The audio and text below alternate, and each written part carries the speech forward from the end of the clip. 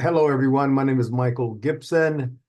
This is your host, of course, for our series, Socialization of Abuse. Socializing abuse is an interesting term I came up with because we've so normalized abuse around the world. And it's difficult sometimes because such levels of abuse are so rampant and pervasive that it's everywhere and people just accept it as occurring. And as people accept things occurring, they oftentimes become numb to it. They can see someone being berated, a little boy being berated by his father while they're, at a baseball game, at the grocery store, and that child being traumatized. But we can't really articulate it as abuse because we remember when we were kids, hell, our parents screamed at us too. But there's a difference between screaming and berating and putting down and told that you are less than a person, that you are less than valuable. There's a huge difference. And we've been extremely cognizant at norm therapy about articulating abuse.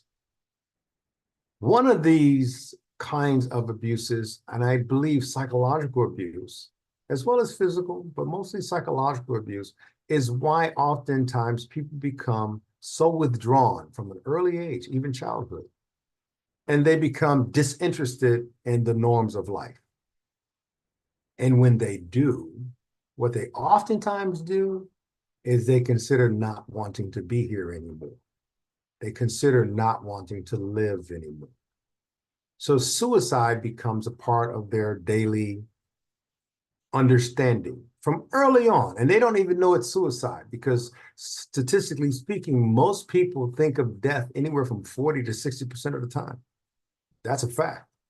Because they're not thinking like, oh, I'm going to kill myself or I'm going to die. That's not it. They're actually thinking about, well, I got to stay out in front of this so I don't get crushed by that bus while I'm driving. And let me get around this truck, or I'm going to school today. I hope I can cross the street, or, death is the normal part of our lives.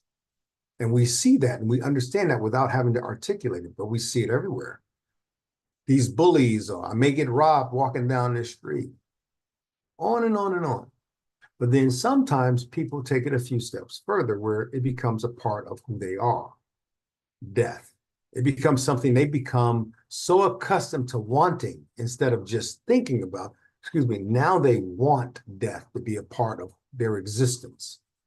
So they may begin cutting themselves, they may begin lashing out or stealing or, theft. They may begin to do a lot of things as signals and triggers for their what they think is their social behavior, their norm of social behavior. They may begin to do a lot of things that's puzzling to most people, but until you can articulate it, and at norm therapy, we teach people how to treat you, and we teach you how to teach people how to treat you. So you'll start noticing these cues in people around you who may or may not want, death to be a part of who they are in their existence. So I look forward to talking more about that this particular session. I have a lady with us, Tori Steapp. Steapp, forgive me. She's one of the most amazing young ladies. She's a junior in college right now. I'm going to let you tell her more. Let her tell you more about her. She's a junior in college. She just has so many different accomplishments under her belt, and she's experienced people around her with suicide. I had her on before, and I told her we'd have a follow-up show, and this is it because it was an exciting show. So I look forward to everyone enjoying this show. And without any further ado, I'd like to bring in Tori. Hi, Tori. How are you Hi, again? Michael. I'm good. How are you? How dynamic. You look lovely tonight. This is wonderful. But of course, Thank you're a you. passionate lady. So forgive me if I can say it correctly. Tell our audience about you. Well, I'm a junior at the University of Houston, and I just recently started an organization for suicide prevention. It's called Lifelines Outreach, and we just recently became registered on campus. It was a lot of work. It was a lot of work. It took me 5 to 6 months, but it's finally registered, and we've just been trying to reach out to high schools and get that going. And next semester we'll be speaking at high schools.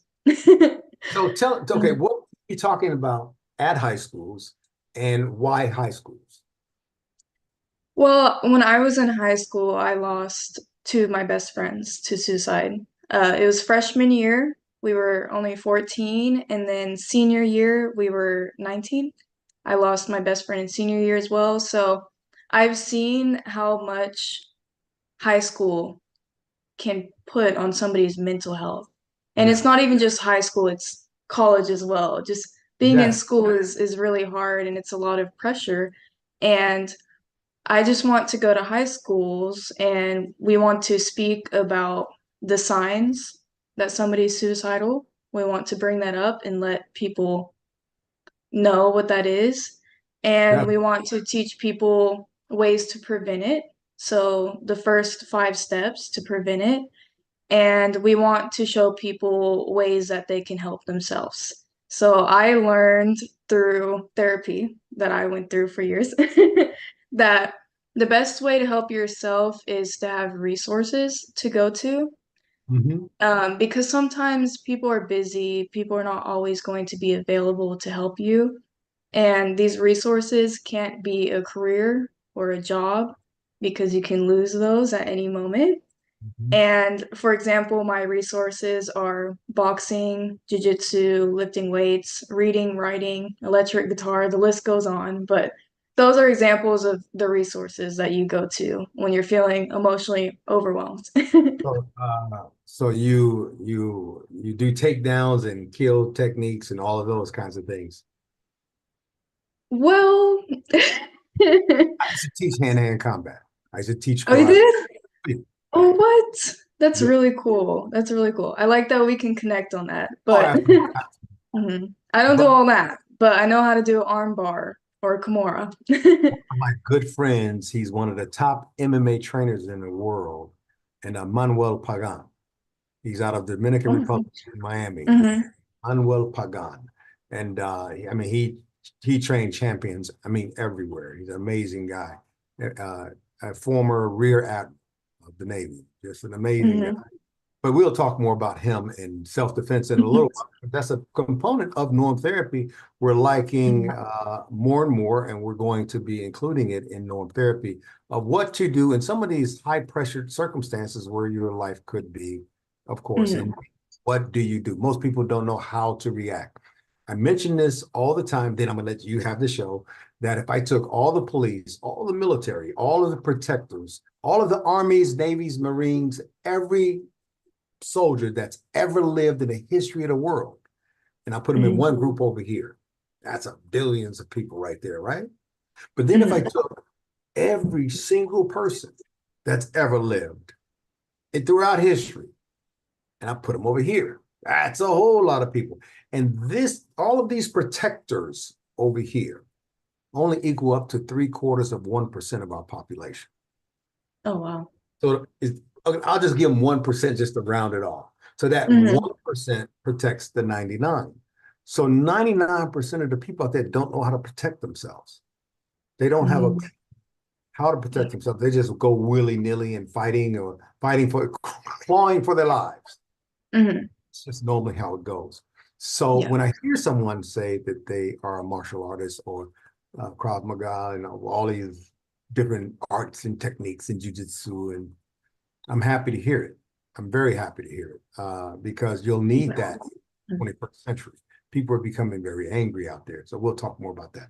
Tell us about this pageantry. I want to know more. And where are you in the process? What's going on? Let us know. Well, I'm currently preparing for Miss Texas USA, which is in 3 weeks. And I've just been meeting with all my coaches. So I have an interview coach, a walking coach, and I have actually 3 interview coaches. And You're then, favorite to win if you got all these people coming around. So this is good. Going. So you have all these yeah. coaches. What are Hmm. what are their specific jobs? Tell me, like an interview coach, for instance, he would Hmm. ask you a question like, what do you believe the socioeconomic value of something is? and Mhm. people, trying to keep up with their rent and gas and light. What do you think of that socioeconomic situation is? And you'll have to interpret it. Is that what they do with you? Yes. So when they ask questions like that, that's when they're helping me practice for the top five Mhm. question, which is a question that you're asked when you make it to top five. So it'll be an on the spot question, and you have no idea what it's going to be. So you So it's know from just the cue of the question that you're on top of the game. You're right there. mhm. Okay. So you're next in line to get picked. So there you go. So when I see your eyes do like this, oh, I didn't expect that question. I'll be like, oh, they have in the top five, maybe. Okay. No, that's good. That's very good, though. That's good that you understand the psychology of what you're doing and Mhm. why and how to those types of signals and cues. Do you get nervous quickly? I don't. I get a little bit nervous sometimes, but I've practiced so much and I prepared so much that I know how to get myself out of my head. Because Okay. that's what happens when you get nervous. You start getting into your head, you start thinking of all the possibilities. I know. I know. And then you start guessing instead of knowing. Yes. And when you guess, you will fail. Mhm. So, you know, if you don't have the answer, I always tell people if you don't have the answer, kind of find the meat of the statement being made or the question being asked. Yes, exactly. Comment on the Mhm. meat of it and not necessarily the point. At least you'll get it in the ballpark. But if you do know Mhm. the answer, start with the point and work your way back out to the meat. Yes. Exactly. And the judges do not expect you to be Google, so they don't Well, expect you to know everything. good. I'm glad to hear that. Well, I'm glad to hear that you listen. You got to give us the times and the dates and all of that for the pageant sometime during the show, so I can tell everybody, and of course you can as well. Plus, we want to have people on a lookout. Maybe we'll have a watch party or something like that to watch and see how you're doing. I would And love that. a So couple. it's June 21st is the preliminary show, and Mhm. then June 22nd is the final show. That's when they crown Miss Texas. But Okay. it'll all be live streamed, and I'll post the link as well You mean over that's the when they're next from weeks. Miss Texas? What you say? Yeah, that's when they're Yes. you. Well, no. There it is. There you go. Okay, so congratulations, of course, with extreme laudatory commendation. I'm saying this to you because you're an amazing young woman. I want Thank to give you. a couple of things to your friends when you were in high school as well as graduating. You Mhm. lost two friends. Yes. And this Mhm. seemed to have been like a catalyst for you, something that changed you and made you divert your attention from whatever you were doing to this cause. Mhm. You tell us how to, because the last time we talked about it briefly, and then we had been yapping so long we got the time past us, and I think that I did you a disfavor by talking too much like I am right now. So talk about your friends and what you learned from those two experiences and who your friends were and what they meant to you. You can Mhm. tell us. I like that very much. Okay. Well, my two best friends that I lost in high school. My best friend that I lost freshman year, he was incredible. He would light up every room that he walked into, and he would make everybody laugh. We actually used to sit right next to each other in one of our classes, and the teacher always had to separate us because we always talked too much. But I just remember the day that he did it. Killed He himself. reached out. May I say it out loud? Killed himself because people need to hear Yes. you say it. I hope you don't mind because it's Yeah, no, so. it's okay. hmm Oh, he killed himself. So, yeah. How When he, wait, what was how the did he question? kill him? I don't want to make you cry, but I do want to make you remember the way other people Mhm. should. How did he kill himself? Well, he hung himself in his Okay. garage, and unfortunately, his little brother found him. Traumatized, I'm sure. Of hmm course. Definitely, definitely. And the day that he decided to take his life, he reached out to me, and we had a conversation over text. And he was just asking me how my volleyball tournament went. I had a tournament that day, and everything was fine. A really good conversation. He didn't seem like he was dealing with anything. And I woke up the next morning and I just see social media, a bunch of posts saying, "Rest in peace, Jackson." And I thought it was a joke at first. And I was reaching out to everybody and I was like, is this a joke? Because if it's a joke, it's not funny. And everybody was telling me, no, he took his own life last night. And I said, that can't happen because I just talked to him, you know?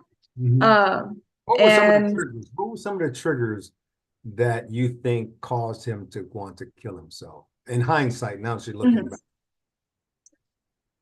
Well, I don't want to put any blame on No, his of course, mother, not without blame, but but yeah, but his mom,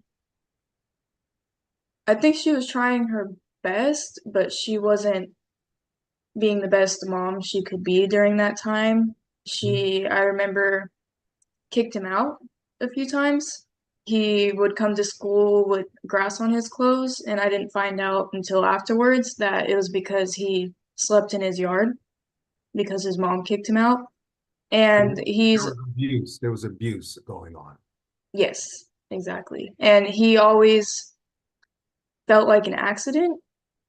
I remember we were in theater class in middle school, and my theater teacher, Miss Miller, she was incredible, but she had us do slam poetry and write poetry, which really helped me because I was struggling in middle school. So that helped me. But I remember he was reciting this poem that he wrote, and in the poem, he was saying that he felt like an accident.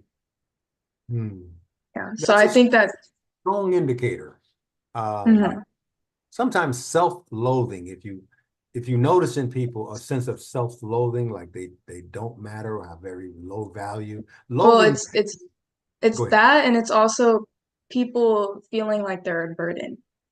Yes, right Yes. in the same ballpark. Because when you have little self-worth, or when you think other people feel that you're unworthy, Hmm. um, and both of those combined normally convince people that that's true through that kind of conditioning.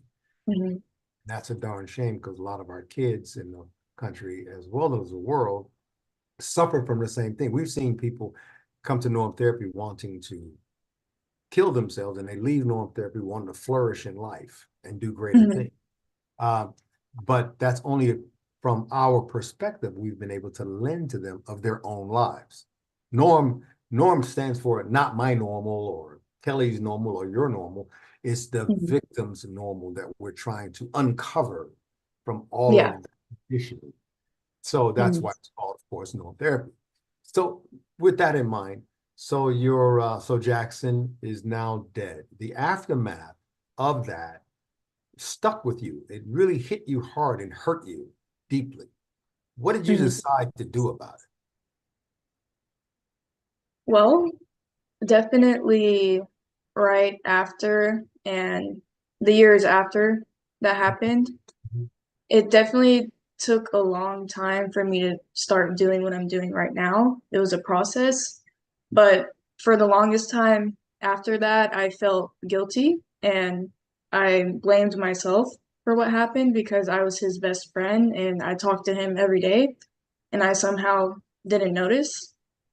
Well, how would you know if you're, still young and not really Yeah, abreast of and issues? that's what I had to tell myself Of course, you to were get telling the truth. myself out of it. You- I It's was not only I was only 14 years old, exactly. and I believe that even if I would have tried to help, I could have made it worse because I didn't know how to. There's a possibility you could have made it better. And let me explain to Hmm. you why. It's either or. Sometimes when people choose a path in life, Hmm. like you're on a path now to greatness, you chose this path. Whether you make to the top or not, when you finish, you will be near there because this is your path. You're on your way to that point. And hopefully, of Hmm. course, and spiritually, you'll make it to the top as well as, of course, in reality. And I'm saying all this to you, people put themselves on paths that's not always yours. And that's Mhm. what causes, because you can have twins grow up in the same house. One can turn out straight, the other one turn out gay. One can turn out that they like to snow, the other one hates the snow. You know, we don't shape people. Your Mhm. events oftentimes in your life, the events like that suicide doesn't really shape you. What Mhm. shapes you is your environment shapes you, the environment you find yourself. And so when stuff like whatever happened with, of course, Jackson hanging himself occur, then you become the catalyst, his champion, in other words. In his death, you became a champion for what happened to him, but your environment shaped you for that, not his death, not, although it had a lot to do with it, not his Mhm. death, not somebody, but the environment. And like someone standing right next to you who knew Jackson, maybe they go, well, I'm moving on. Next thing, so I'm going to college. See you guys later. I'm going to sophomore year in high school. See you later, because you were 14 back then. So I don't want to jump to Mhm. college yet, unless you were like some Westinghouse honor student or something. But other than that, um, then what happened? At 19, you said 18, 19 when you're graduating high school. Mhm. It just depends upon what part of the year you were born in, whether you're 18 or 19, because you know how school systems are. Oh But yeah. so when you were graduating high school, you said, and I'm sorry about Jackson. I'm sending, of course, always when we discuss this, my heartfelt condolences. But then you had another friend. You're very welcome. What was your other friend's name, and first name only, if that's okay with you? Mhm. And what do you think the circumstances around, I think it was her death, correct? Um, Uh, his, yeah. his two guys. I Three actually. three guys committed suicide. Mhm. Well, Uh, it was two of my best friends in high school and my uncle. that's right. We did have that discussion. Okay, I was thinking school. So you're right. Let's jump out of both of those boxes. Okay, color me stupid, but remember that I do want to talk about your uncle too, and that's very important. But I'm Mhm. talking fast now because I want to get all of this stuff in because this is amazing. All right, Mhm. people need to know why people are killing themselves.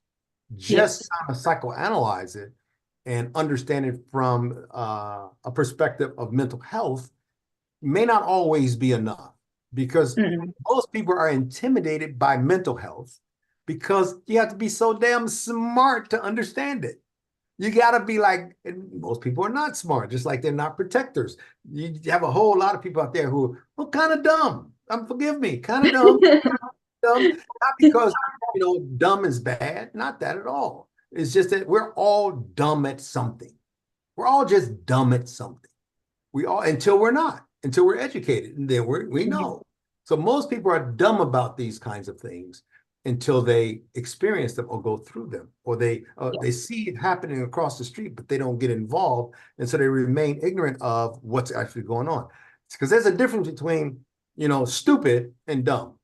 Dumb you can fix just by learning and educating yourself and immersing yourself. Stupid, you can't fix. You just don't know that you should learn it and know it and understand it and make it a part of your life. Mhm. So we try to stay away from stupid people, but oftentimes people who kill themselves make themselves stupid. And I'm making this contrast for a reason because they actually start to believe the lies that they've not only told themselves, but others have been telling them. And then they watch other people being abused in the same manner or in similar manners in which they've been abused and hurt. And then they feel that, oh, this is normal. So I am supposed to kill myself. Or I'm supposed to feel this bad. Oh, they feel this bad. So I'm not alone. So, oh, I And can do it. social media does not help either. Okay, there we go. But I Yeah. want to talk about your other guy in high school. Then we're gonna go to your uncle, then social media. I think that is the key. But go ahead, Okay. especially in today's socioeconomic world and political. Yes. So go ahead, tell me about your next friend in high school. Mhm. Well, his name was Peyton, and I met him through my other best friend. We worked together at Pop John's, and that was my first job, Pizza place. actually. Yay. Yes. And we were basically just like the three best friends that were working at Papa John's. We always were having fun when we should be working. Uh, and I And that old remember, boss of yours is listening, right? You know that, right? Your well, old, the boss is actually his dad. So, okay. There you go. Well, keep going. I'm sorry. Go yeah, ahead. no, it's okay. And I quit that job and I didn't speak to him for a while and I started a new relationship. So I was kind of just, doing my own little thing. And I saw on my best friend's story, her name's Hamina, Hmm. she posted herself crying. So I reached out to her and I asked why she was crying. And she called me and I was in the shower in this moment. I was actually preparing for Miss Houston Teen the next day. And she called me and she said, Peyton killed himself. And I just remember like screaming. And my mom came in and she thought that I fell or that I hurt myself. Hmm. But yeah, I was just freaking out. And I told her, I said, I don't know how I'm supposed to compete in this pageant the next day. I ended up still competing in the Of course you did. pageant. Yeah. Of course And not, but of course you did. Of course you did. You have yes. to live Mhm. on one and number two. That would be in Peyton's best interest for you anyway. Yes. And that's actually what my mom told me. She So right. You're absolutely yeah, correct.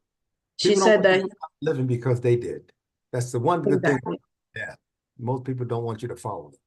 And then some Hmm. out there do these mass shooters. That's a whole nother show we'll do sometime soon. But go ahead. So how did he kill himself? Um, he shot himself Where? in in the parking lot of At Home, which was right next to LA Fitness. It was So he shot actually himself in the head really or close something? to my house. Killed himself. Hmm. Shot himself in the head and just killed himself at the ring. You said the ring. What was the question again? Sorry. How did he shoot himself in the head or um the chest or and it was behind some store you said? Or how did that Mm, I don't know where okay. did it. I know that he did it in the parking lot. I don't know the full story of it, but all I know is that he shot himself It's in his not about car. morbid details, but oftentimes where a person hurt themselves indicate a lot about the person and what they were going through. And so when people Mm, ask people, where did they shoot themselves? How did they die? It's always not about the morbid knowledge at all. It's about why. If a person, I've seen people and talked to people who stab themselves, near their femur so they can hit that artery, or they stab themselves in their arm and slit their wrist, but also further up where there's another artery. These oftentimes have to do with affection when you're in those parts of your body, when your extremities, that you're missing mhm, some affection in your life. And then when you shoot yourself in the face or the head, normally the head means that people, this has been my study around the world, that people believe that when you shoot yourself, you want to get it over with quick because you don't matter. When you shoot yourself in the face, you don't think that people appreciate and like you, so you don't like yourself. So there's a lot of things with the part of your body that you hurt yourself, like asphyxiation is the whole you doesn't matter. Like your friend who hung himself, um, Jackson, it was Jackson, yes. mhm, How he hung himself, his entirety of self didn't matter. Most people who please everyone, that laughing, joking thing that you were talking about, those are called people pleasers. And mhm, people pleasers and people who like to please are two different people. They are two very distinct different people. You have your people pleasers who are always pleasing everybody no matter what. Hey, give me your coat. I'll take your jacket. You want a sandwich? Let me get you a glass of milk. Hey, would you like me to go down there? I'll get the cigarettes at the store for you. Let me go get you a Coke. And then you have the person who pleases people who does the same thing. But the difference is the pain on their countenance and their faces that you'll normally see while they're doing it. The levels of exhaustion they take themselves to in mhm. order to be recognized, and how not to want to lose those particular people in their lives that they're trying to please, even though most often you can look on the faces of the recipients of their good deeds and you can tell that they could care less about that person. Yep. Oftentimes they're not very well appreciated by the people they're very trying to people please. So I'm Mhm. glad we brought this up. And I always look at body language in life and death to help discern why a person or what they were trying to feel during this process. But you have witnessed 3 people. So after your second friend, Peyton, which is a cool name, by the way, It is. after Peyton killed himself in the parking lot, shooting himself, that said a lot. He was dead serious about being dead. That says a lot. The gun is the quickest way to get it done. Now, there are other ways, just as quick, but a gun says, this is definitive. So now with that, and what do you think you could have done in hindsight? Now you're older, you're 18, 19 years old. What could you have done in hindsight? What do you think?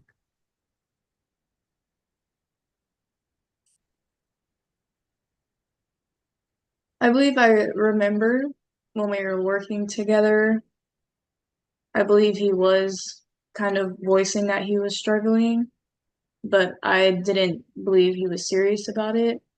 I think looking back at it, I should have asked more questions. And that's actually the first step to preventing suicide is to ask, because you need to know for sure Of if course, they're serious.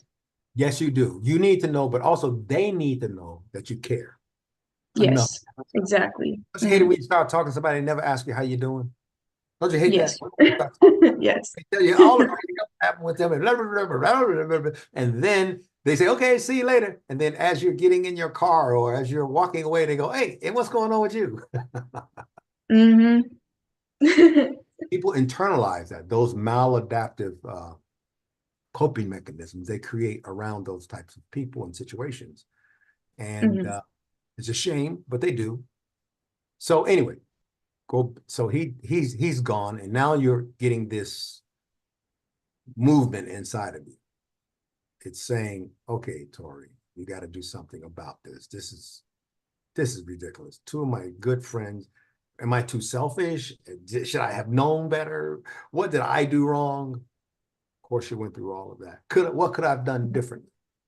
Now you're Mm-hmm. there, and you've convinced yourself. I think you mentioned earlier. You said that I had to tell myself these things because he was on his path and I was on mine. You said I was doing other things. So what did you do about it? What did I do about what What did you do about exactly? your second friend? When did you start this advocacy for abuse victims as well as suicide prevention? When did you start this advocacy for supporting and helping suicide victims? Was it Well, then? it started after I lost my uncle. Okay. So it was losing a third person made something click in me and Uh, like lit uh, a fire in me. yes. And I basically just said like no more. I'm not going to let this happen again for anybody. And yeah, I don't know, This losing a third lit a person fire. just It lit a fire. Now, hmm. how did your uncle die? So my uncle, he actually on his prescription drugs. He was diabetic. He Okay. was a double amputee, and he lived by himself in an apartment in Houston. And we didn't find out about it until a month later because the phone number in the records was my grandpa's phone number, and my grandpa actually passed away before Okay. my uncle passed away, so they couldn't reach out to us. But they found him face down on his bed, completely naked, and he overdosed. Yeah, it probably went into a diabetic coma, maybe, because you can have those without your insulin or with your insulin if you put too much in your body. Um, Mm. so I'm sorry for your uncle. I do apologize. I do It's apologize. okay. Send my condolences there. It wasn't that I was trying to make light of him and compare it to your 2 friends in school. It's just that family is different. When a family member dies and they were close to you for whatever reason, especially Mhm. someone going through that kind of pain and then losing limbs, double amputee, that says a lot. It really Mhm. does. and it speaks to you. So you see your uncle, and he's a month later, you said that that was a catalyst. What happened? What happened to start you in the advocacy for getting this student group that you have now approved at your university, that kept you going on your pageants and kept you moving forward strong in life? What did you decide to do? Well, when I lost my uncle and my close friend senior year, I was in an abusive relationship, so I was going through that, and I finally broke up with him, got out of that, and I began having suicidal ideations myself after that relationship. And I remember when I finally had that like turning point. Right? That's Survivorship from abuse, but go ahead. yes. That's when I realized that I had to do something. Mhm. And I remember I actually met with Jamie. She's one of my interview coaches. And Yeah, I hope she sees this actually. I hope so too. And I hope so too. and that was my first time meeting with the coach because I took a year off from pageant, so that was the first time meeting with the coach again. Mhm. And I basically told her everything that I've been through and experienced. And that's when she said, well, you have to decide what you do with that. She said, you can just let that be your past and hurt you and give you trauma, or you can decide to do something good with it and help people. I like Jamie. Good job, Jamie. Yeah, but great advice. See, Mhm. maturity, assuming she's much older than you are, and she understands, she's been through a few things in life herself. Yes. Oftentimes, that kind of wisdom comes from people who, like Jamie, who've been through something and made it to the other side to know that it's going to be okay no matter what you just went through. At 18, 19, 14, you had no way of knowing that unless you had had such the hard life, because oftentimes at those young ages, some kids these days go through a lot. I know I did by the Mhm. time I was 11 or 12, I had gone through a lot. So I get that. But not Mhm. all people, remember that 1% and that 99%, not all people go through that and don't Mhm. have those experiences that they need to shape them for the rest of their lives. But somebody just clicked on something I said, and the reason why I think a lot of suicide victims, take their lives, and people can't do anything about it. I heard this phrase some years ago, and I've kind of stuck with it. Then I've heard it in different places, but Mhm. they say that hell is only the inability to reason with God, because God, Mm. when you, I don't want this, God, oh, save me here, God, oh, help my family not get kicked out, God, and all of that. And then nothing happens. Yeah. Your inability to reason with that and be stronger and look for another way, or to find another way out or a way in, is what oftentimes people battle with. And I think that, and I'm plugging norm therapy because we teach people those life lessons at norm therapy that they otherwise would have missed. Mhm. We'll talk more about that. So your uncle dies, you start this advocacy, you're in school now, and you're doing well in school, and you're about to go into what pageant this upcoming week? Talk to us about that. Next weeks or so. Talk to us. Well, Miss Texas Yay for in me. 3 weeks. So that's the pageant that leads to Miss USA and then eventually Miss Universe. Okay. But yes. I say, oh, I know her. I've interviewed her a couple times. She's good people. Good people right there. Are you ready for it? I am ready. Okay. So when judges ask you those difficult questions, you seem like a very astute young woman. And so this is a good thing. And at the same time, you're affable, you're very you know, a beautiful lady, but also approachable, and people like you genuinely. You can tell, because if I like you genuinely, then you're probably genuine, because I'm a raw judge of talent. So and I think that's good that you have that kind of appeal. People want to know that people like you stand for something other than good looks. Would you say that's about who you are? Oh, 100%. say to young women out there today who think that they're just going to get by on their good looks for the rest of their life? What would you say to them? I would tell them that your looks don't last, unfortunately.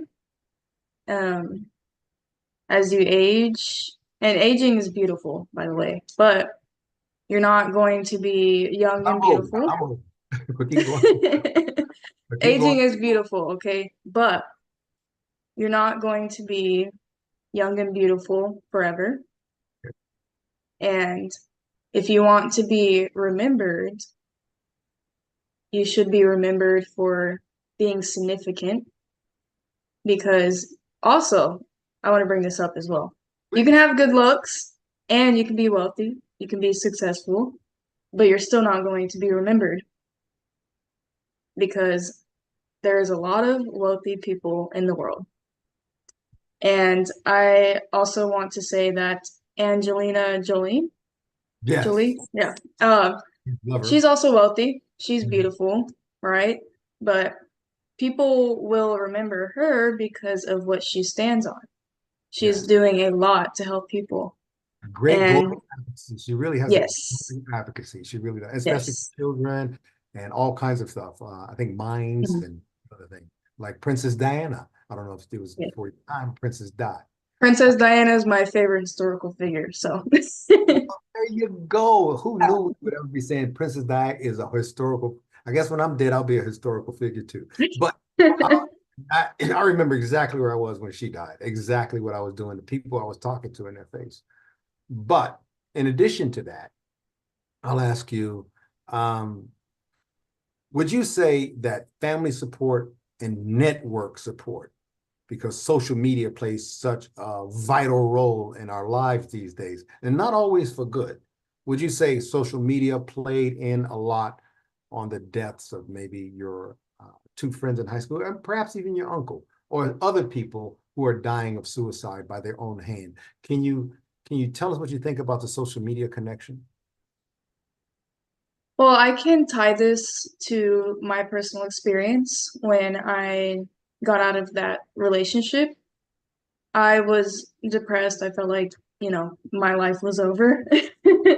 And What was he, also a time, narcissist, physical abuse, mental abuse? um, he was a narcissist and he was physically abusive, psychologically abusive, and sexually abusive. I am so sorry to hear that. And yeah, It normally thank you. runs in groups, abuse. Most people think, oh, I just suffered from physical abuse. No, it's if you see one abuse, you will uncover another and another and another and Mhm. another. And I'm sorry Yeah. you went through that, but how did you escape? Well, my mom, she There told she me, goes again. Yay. yes, There she you go. told me many times to get out of the relationship, but of course I was in love and blinded by who I thought he was. I painted this picture for him, and that's what a lot of women do when they're in abusive relationships. They paint a picture of them, and Mhm. then they hold on to the good moments because when it's good, it's really good, right? Snapshot relationship. Yes. But I remember there was just like a breaking point where I was just like, okay, no more. I need to get out of this. And it was because my friends were in town for college and I haven't seen them in probably 5 years. Gotta hang And out. yes, and they wanted to go to this guy's house. But this guy, his parents were there and it was fine. And in a relationship, there should be trust, right? And I remember asking him if I could go, and that's also the first red flag. You shouldn't have to ask for permission. So Absolutely. so I asked him and he said no. And we got into argument about it and I had two options that I was weighing. Hmm.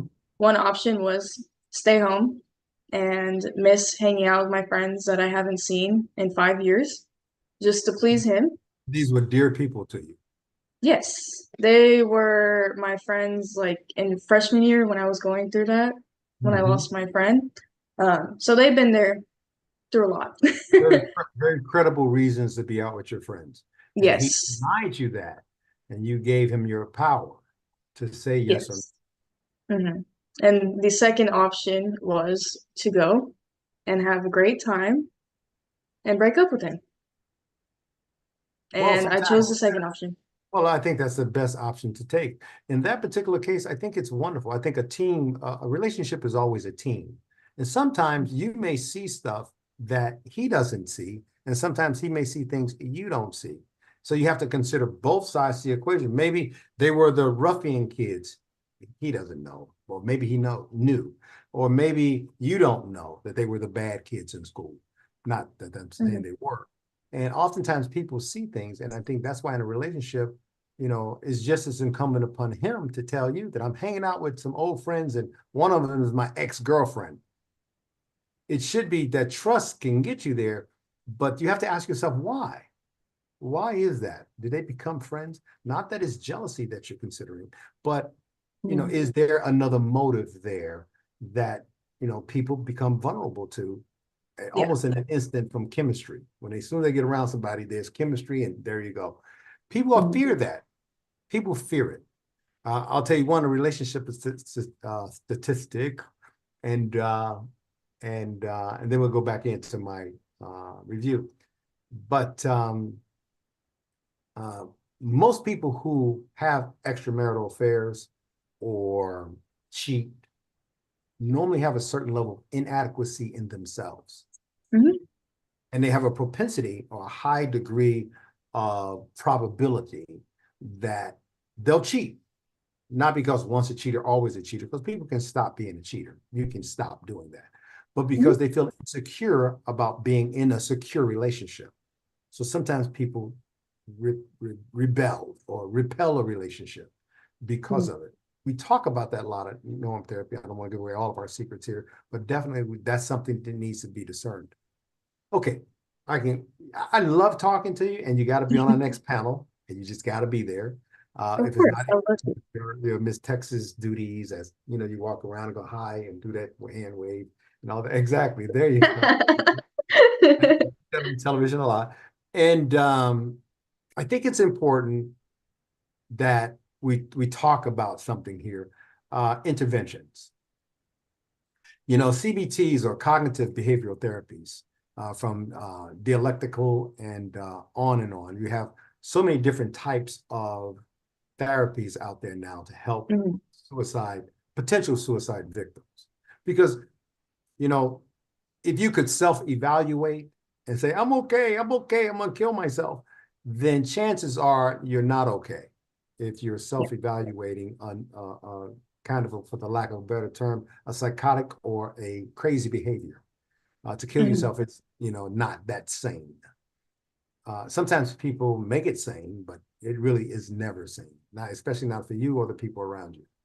So these different types of behavioral techniques and teaching people how to become or get better, or how to become more self-aware, are very important.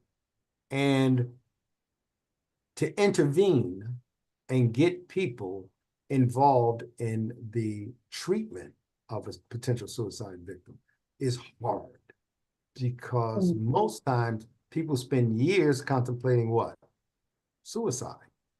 Tell us about how long you think each of the people in your life that died, and the ones that may come in the future, because you're still very young, may Mhm. die. Not that they may be your best friends, but there are people that you're going to be around, because it happens everywhere, that may Mhm. take their lives. So what are some of what do you think was going on in their lives so tremendously bad, other than the parents kicking them out, them feeling low self-worth, or not having their legs? What else do you think contributed to their death? Well, I just think it was feeling like a burden for so long. Big. And yeah, I believe that that starts in your childhood in a way. I believe that your childhood shapes that because with Jackson, for example, he felt like he was an accident because his mom told him that when he was a child. So Stay that with made him, wait, what? Let's stay with him. I'm sorry. This Yeah, sorry. It's okay. killing me. Um, but yeah, that stayed with him for many years until he was 14. And with Peyton, he was blind in one eye, and he was really passionate about going into the military. He was in ROTC in high school, and it was something that he was really, really passionate about. But unfortunately, you do have to have 20/20 vision, so he couldn't do that. And he never was really good, like in sports, like all his siblings were. And so he felt like the black sheep, pretty Failure. much. Yeah, he felt like a failure and probably felt like a burden for so many years.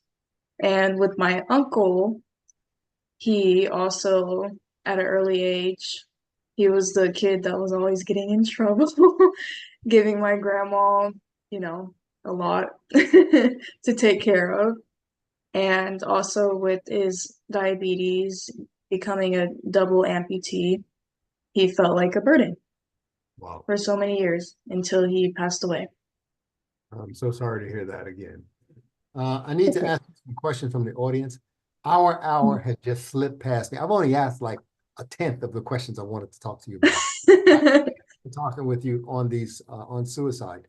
People don't know how attractive suicide is to most young people, especially, and to older people who feel like, somebody stole all my savings when I was um, in the nursing home or wherever, and I just want to kill myself.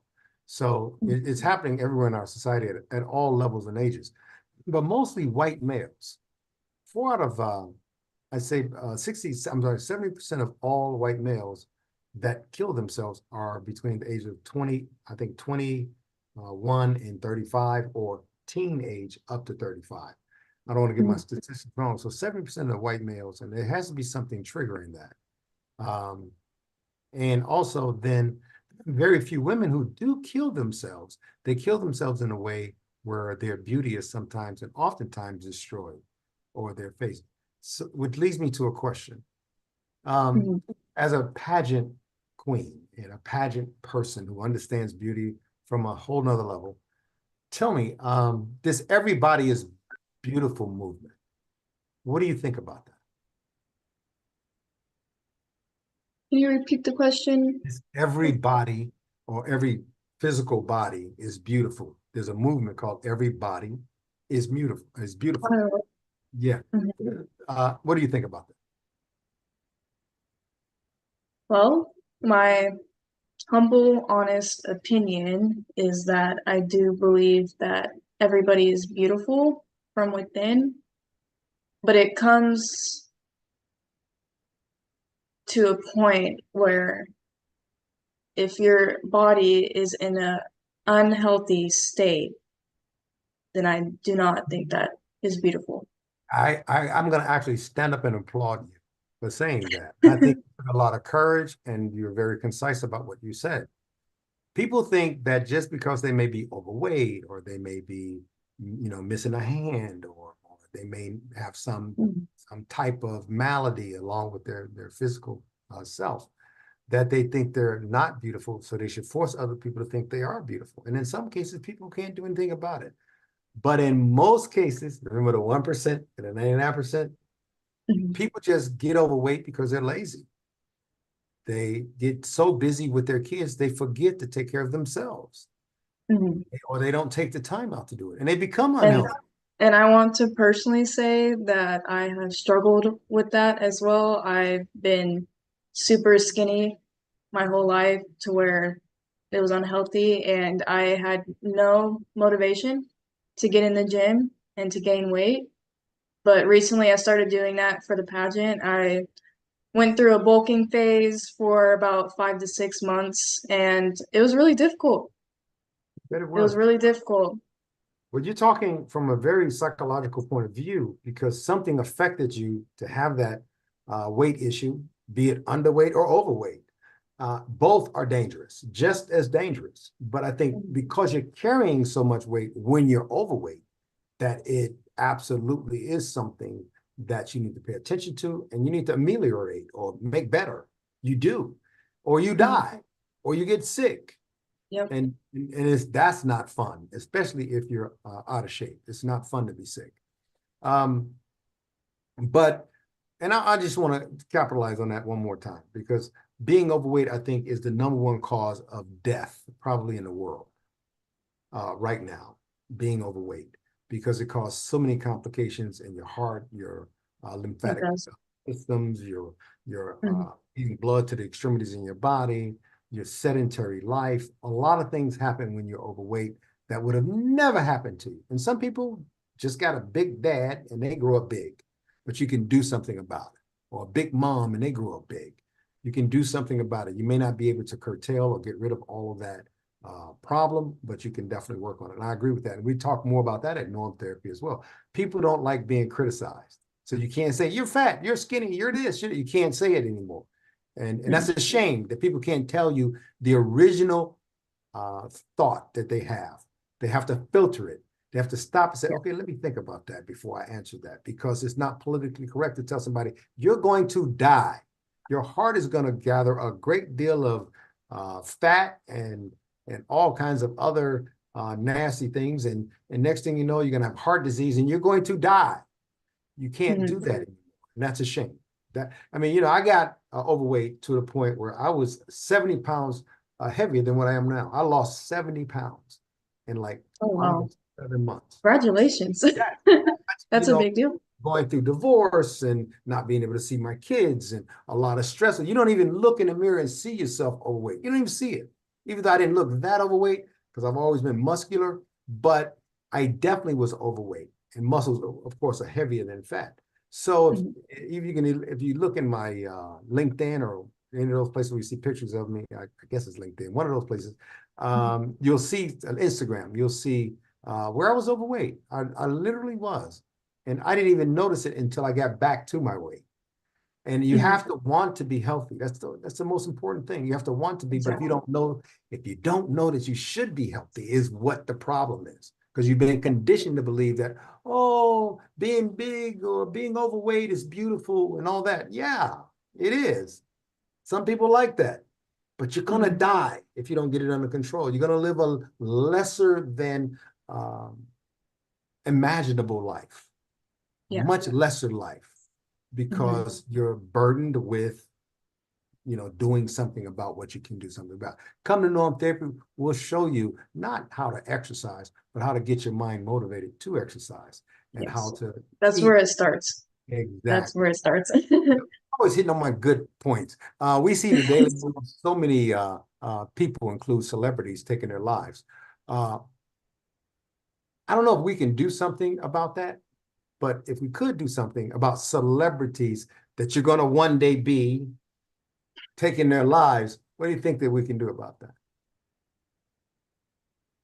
I believe that when you're a celebrity, when you're somebody that's always in attention, and when people are looking at you constantly, I believe that you start to tell yourself that you can't open up because you don't want people to think you're weak, because there's so many people that look up to you, and you're that strong person, that successful person, and that you can't have feelings and you can't have a life.